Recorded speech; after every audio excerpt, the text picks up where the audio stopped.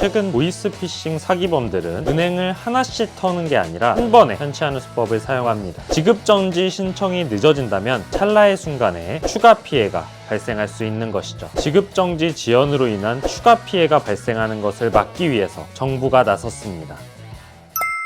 안녕하세요. 걱정마엄빠 둘째 아들입니다. 2023년부터 변경되는 소식이 있어서 걱정마엄빠에서 빠르게 소식 가져왔습니다. 지난 9월 금융위원회에서 이르면 연내 시행될 제도를 발표한 적이 있는데요. 12월 27일 날 시행 소식이 기사를 통해 알려졌습니다. 은행 19개사, 증권사 23개사, 제2금융권 7개사 등으로 대부분의 금융회사가 포함되며 이곳에 본인 명의 계좌를 가지고 있는 분들은 2023년부터 이렇게 바뀌니까요. 꼭 확인해 주셔야 합니다. 시작하기 전에 좋아요만 한 번씩 눌러주세요. 지금 시작합니다.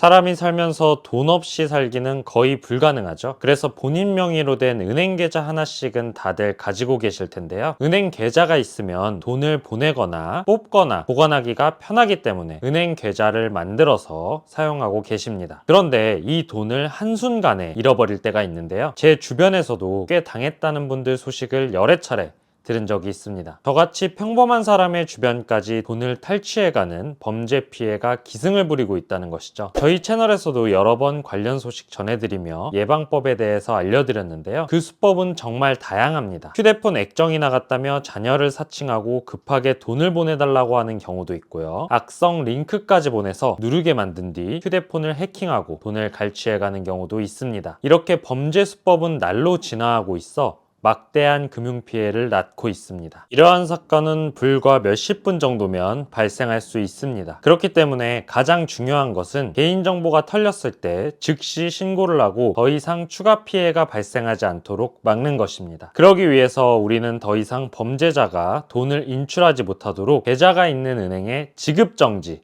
신청을 해야 합니다. 왜냐하면 최근 보이스피싱 사기범들은 은행을 하나씩 터는 게 아니라 오픈뱅킹 서비스를 이용해서 한 번에 편취하는 수법을 사용하고 있기 때문입니다. 그래서 본인 명의로 개설된 은행 계좌가 있다면 가급적 빠르게 모든 계좌에 지급정지 신청을 해야 합니다. 지급정지 신청이 늦어진다면 찰나의 순간에 추가 피해가 발생할 수 있는 것이죠. 그런데 이 지급정지 제도는 현재 피해자가 금융회사별로 각각 연락을 해서 개별적으로 신청을 해야 합니다. 그래서 피해자가 개별 금융회사에 일일이 연락하는 사이 지급정지 신청이 늦어져서 범죄 대응이 지연된다는 지적이 있었는데요. 그래서 지급정지 지연으로 인한 추가 피해가 발생하는 것을 막기 위해서 정부가 나섰습니다.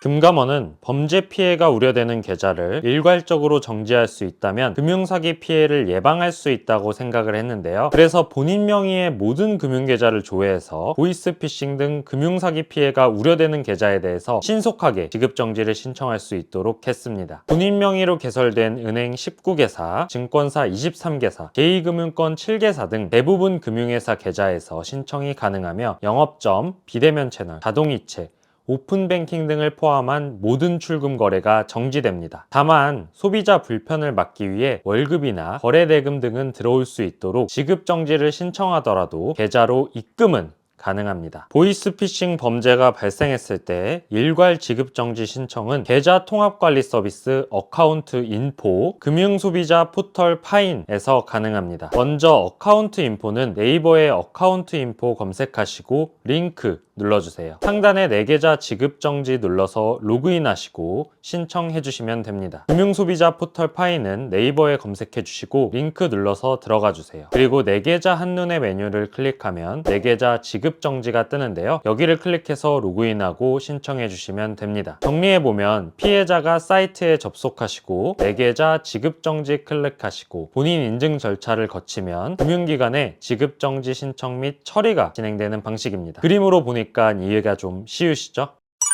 그런데 다만 지급정지를 해제할 때는 아쉽게도 개별 금융회사 영업점 방문을 통해 본인 확인 절차를 거쳐야 가능합니다. 신청했던 방식같이 어카운트 인포를 통한 해제는 불가능합니다. 그래서 금감원은 향후에는 일괄 지급정지 해제 시에 하나의 금융회사에서만 신청해도 모든 계좌의 지급정지가 해제될 수 있도록 개선할 방침이라고 합니다. 오늘은 본인 명의 계좌 일괄 지급 정지 서비스에 대해 알아봤는데요. 요즘 기승을 부리는 보이스피싱에 대한 경각심도 가지셔야 하고요. 만약 보이스피싱을 당하시더라도 피해가 눈덩이처럼 불어나는 것을 최대한 막기 위해서 꼭 주변에 공유해 주셔야 합니다. 오늘 영상이 도움이 되셨다면 구독, 좋아요, 알림 설정까지 꼭 부탁드리겠습니다. 감사합니다.